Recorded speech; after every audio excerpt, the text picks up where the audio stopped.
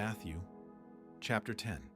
He called to himself his 12 disciples and gave them authority over unclean spirits to cast them out and to heal every disease and every sickness. Now the names of the 12 apostles are these: the first, Simon, who is called Peter; Andrew, his brother; James, the son of Zebedee; John, his brother; Philip; Bartholomew; Thomas; Matthew the tax collector; James, the son of Alphaeus; Lebbaeus, who was also called Thaddeus; Simon the Zealot; and Judas Iscariot, who also betrayed him. Jesus sent these 12 out and commanded them, saying, "Don't go among the Gentiles, and don't enter into any city of the Samaritans. Rather, go to the lost sheep of the house of Israel. As you go, preach, saying, 'The kingdom of heaven is at hand.' Heal the sick, cleanse the lepers, and cast out demons. Freely you received, so freely give. Don't take any gold, silver, or brass in your money belts. Take no bag. For your journey, neither 2 coats, nor sandals, nor staff. For the laborer is worthy of his food. Into whatever city or village you enter, find out who in it is worthy, and stay there until you go on. As you enter into the household, greet it. If the household is worthy, let your peace come on it. But if it isn't worthy, let your peace return to you. Whoever doesn't receive you or hear your words, as you go out of that house or that city, shake the dust off your feet. Most certainly I tell you, it will be more tolerable for the land of Sodom and Gomorrah in the day of judgment than for that city. Behold, I send you out as sheep among wolves. Therefore be wise as serpents and harmless as doves. But beware of men, for they will deliver you up to councils, and in their synagogues they will scourge you. Yes, and you will be brought before governors and kings for my sake, for a testimony to them and to the nations.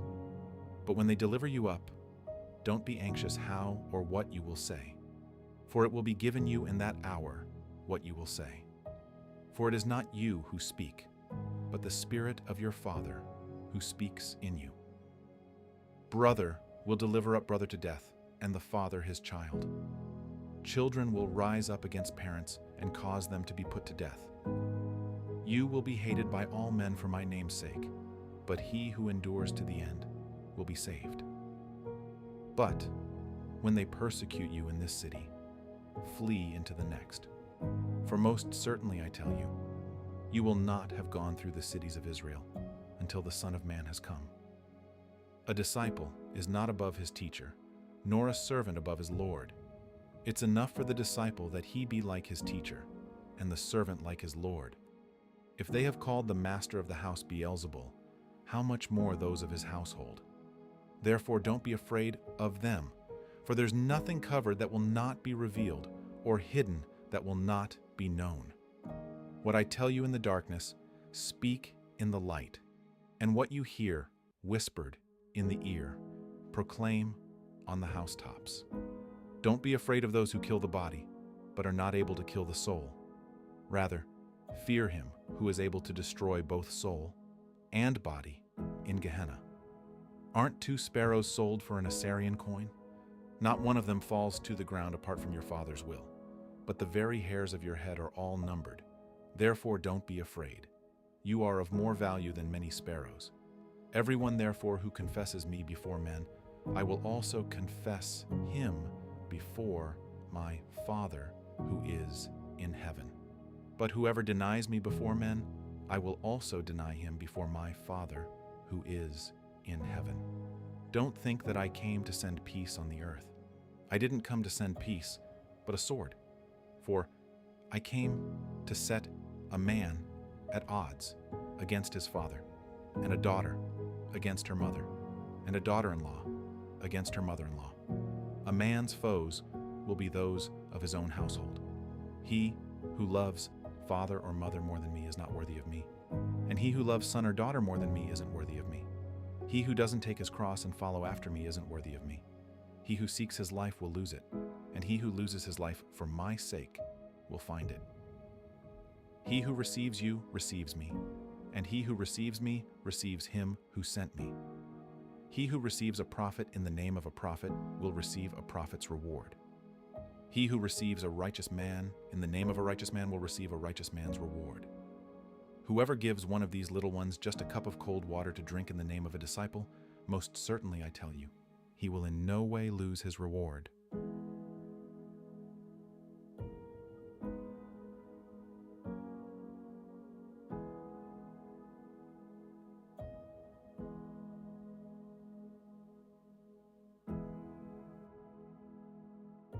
Matthew, chapter 14. At that time, Herod the Tetrarch heard the report concerning Jesus and said to his servants, "This is John the Baptizer. He is risen from the dead. That is why these powers work in him." For Herod had arrested John, bound him, and put him in prison for the sake of Herodias, his brother Philip's wife. For John said to him, "It is not lawful for you to have her." When he would have put him to death, he feared the multitude because they counted him as a prophet. But when Herod's birthday came, the daughter of Herodias danced among them and pleased Herod. Therefore he promised with an oath to give her whatever she should ask. She, being prompted by her mother, said, "Give me here on a platter the head of John the Baptizer." The king was grieved, but for the sake of his oaths and of those who sat at the table with him, he commanded it to be given, and he sent and beheaded John in the prison. His head was brought on a platter and given to the young lady, and she brought it to her mother. His disciples came, took the body, and buried it. Then they went and told Jesus. Now when Jesus heard this, he withdrew from there in a boat to a deserted place apart. When the multitudes heard it, they followed him on foot from the cities. Jesus went out, and he saw a great multitude. He had compassion on them and healed their sick. When evening had come, his disciples came to him, saying, "This place is deserted, and the hour is already late. Send the multitudes away, that they may go into the villages and buy themselves food." But Jesus said to them, "They don't need to go away. You give them something to eat." They told him, "We only have here 5 loaves and 2 fish." He said, "Bring them here to me." He commanded the multitudes to sit down on the grass, and he took the 5 loaves and the 2 fish, and looking up to heaven, he blessed, broke, and gave the loaves to the disciples, and the disciples gave to the multitudes. They all ate and were filled. They took up 12 baskets full of that which remained left over from the broken pieces. Those who ate were about 5,000 men, in addition to women and children. Immediately, Jesus made the disciples get into the boat and go ahead of him to the other side, while he sent the multitudes away. After he had sent the multitudes away, he went up into the mountain by himself to pray. When evening had come, he was there alone. But the boat was now in the middle of the sea, distressed by the waves, for the wind was contrary. In the 4th watch of the night, Jesus came to them, walking on the sea. When the disciples saw him walking on the sea, they were troubled, saying, "It's a ghost," and they cried out for fear. But immediately Jesus spoke to them, saying, "Cheer up! It is I! Don't be afraid!" Peter answered him and said, "Lord, if it is you, command me to come to you on the waters." He said, "Come." Peter stepped down from the boat and walked on the waters to come to Jesus. But when he saw that the wind was strong, he was afraid, and beginning to sink, he cried out, saying, "Lord, save me." Immediately Jesus stretched out his hand, took hold of him, and said to him, "You of little faith, why did you doubt?" When they got up into the boat, the wind ceased. Those who were in the boat came and worshipped him, saying, "You are truly the Son of God." When they had crossed over, they came to the land of Gennesaret. When the people of that place recognized him, they sent into all that surrounding region and brought to him all who were sick, and they begged him that they might just touch the fringe of his garment. As many as touched it were made whole. Mark, chapter 6. He went out from there. He came into his own country, and his disciples followed him. When the Sabbath had come, he began to teach in the synagogue, and many hearing him were astonished, saying, "Where did this man get these things? And what is the wisdom that is given to this man, that such mighty works come about by his hands? Isn't this the carpenter, the son of Mary, and brother of James, Joseph, Judah, and Simon? Aren't his sisters here with us?" So they were offended at him. Jesus said to them, "A prophet is not without honor, and among his own relatives, and in his own house." He could do no mighty work there, except that he laid his hands on a few sick people and healed them. He marveled because of their unbelief. He went around the villages teaching. He called to himself the 12 and began to send them out 2 by 2, and he gave them authority over the unclean spirits. He commanded them that they should take nothing for their journey, except a staff only, no bread, no wallet, no money in their purse, but to wear sandals and not put on 2 tunics. He said to them, "Wherever you enter into a house, stay there until you depart from there. Whoever will not receive you, nor hear you, as you depart from there, shake off the dust that is under your feet for a testimony against them. Assuredly, I tell you, it will be more tolerable for Sodom and Gomorrah in the day of judgment than for that city. They went out and preached that people should repent. They cast out many demons and anointed many with oil who were sick and healed them. King Herod heard this, for his name had become known, and he said, 'John, the baptizer, has risen from the dead, and therefore these powers are at work in him.' But others said, 'He is Elijah.' Others said, 'He is a prophet, or like one of the prophets.' But Herod, when he heard this, said, 'This is John, whom I beheaded. He has risen from the dead.' For Herod himself had sent out and arrested John and bound him in prison for the sake of Herodias, his brother Philip's wife, for he had married her. For John had said to Herod, 'It is not lawful for you to have your brother's wife.' Herodias set herself against him and desired to kill him, but she couldn't, for Herod feared John, knowing that he was a righteous and holy man, and kept him safe. When he heard him, he did many things, and he heard him gladly. Then a convenient day came, when Herod on his birthday made a supper for his nobles, the high officers, and the chief men of Galilee. When the daughter of Herodias herself came in and danced, she pleased Herod and those sitting with him. The king said to the young lady, 'Ask me whatever you want, and I will give it to you.' He swore to her, 'Whatever you ask of me, I will give you, up to half of my kingdom.' She went out and said to her mother, 'What shall I ask?' She said, 'The head of John the Baptizer.'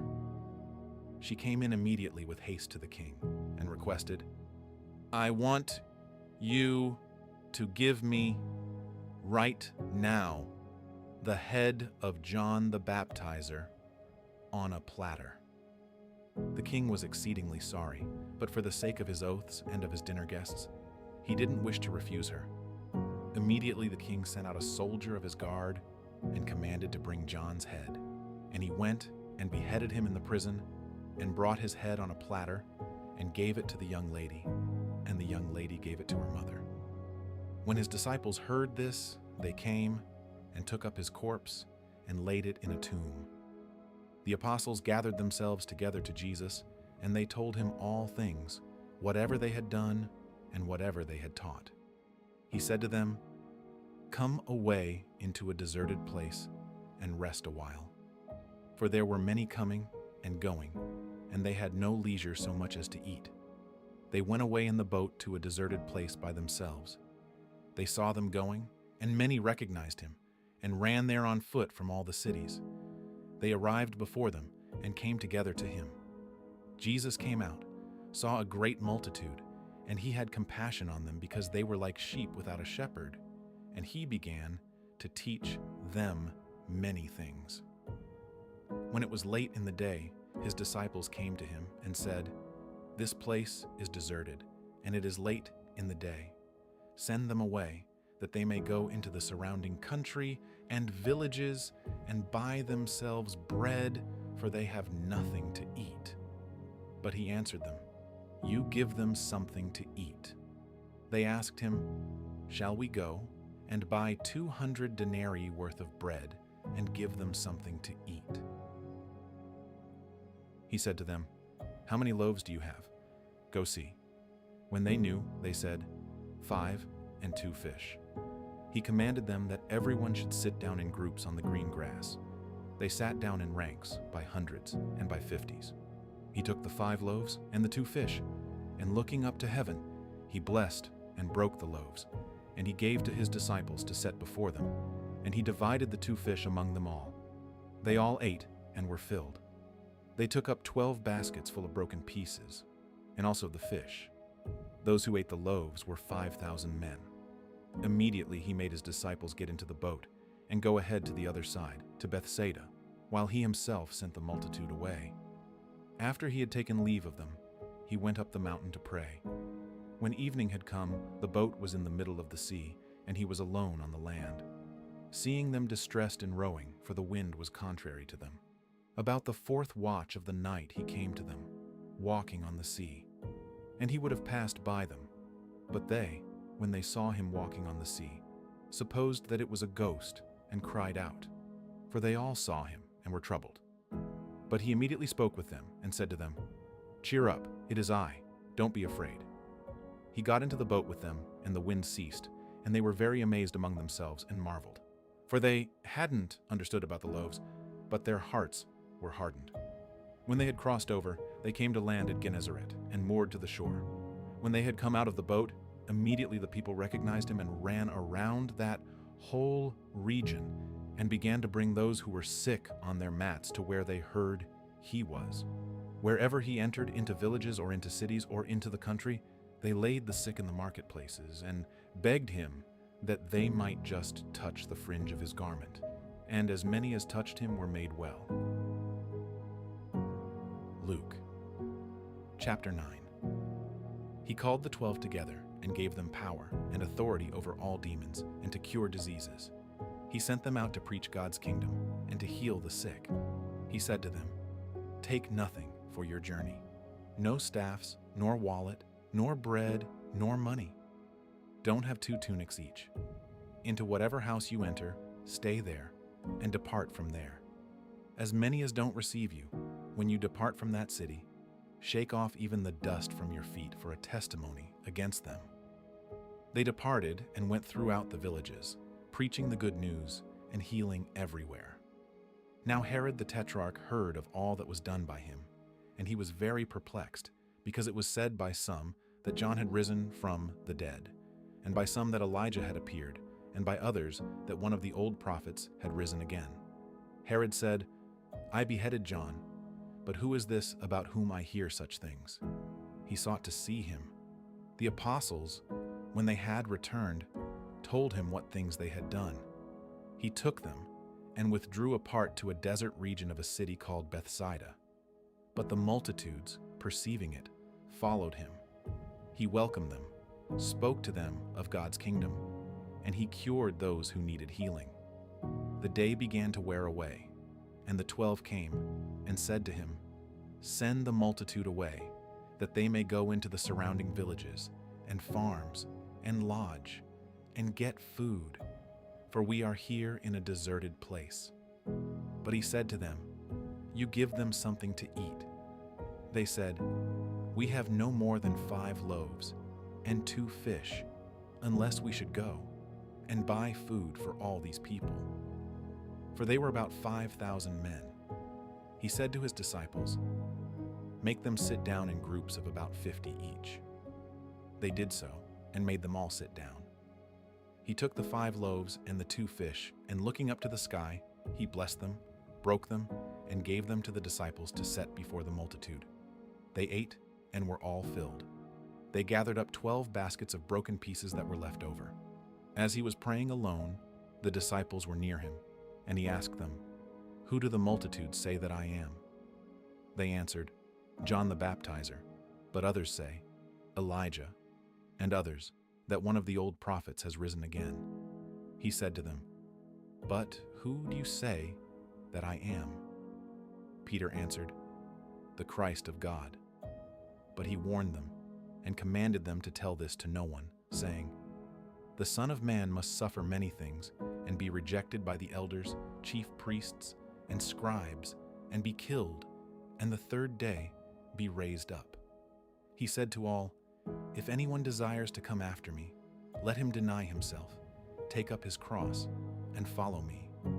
For whoever desires to save his life will lose it, but whoever will lose his life for my sake will save it. For what does it profit a man if he gains the whole world and loses or forfeits his own self? For whoever will be ashamed of me and of my words, of him will the Son of Man be ashamed when he comes in his glory, and the glory of the Father and of the holy angels. But I tell you the truth, there are some of those who stand here who will in no way taste of death until they see God's kingdom." About 8 days after these sayings, he took with him Peter, John, and James, and went up onto the mountain to pray. As he was praying, the appearance of his face was altered, and his clothing became white and dazzling. Behold, 2 men were talking with him, who were Moses and Elijah, who appeared in glory and spoke of his departure, which he was about to accomplish at Jerusalem. Now Peter and those who were with him were heavy with sleep, but when the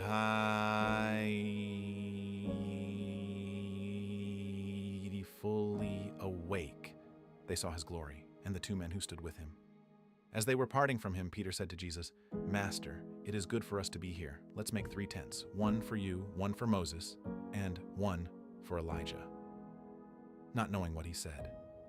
While he said these things, a cloud came and overshadowed them, and they were afraid as they entered into the cloud.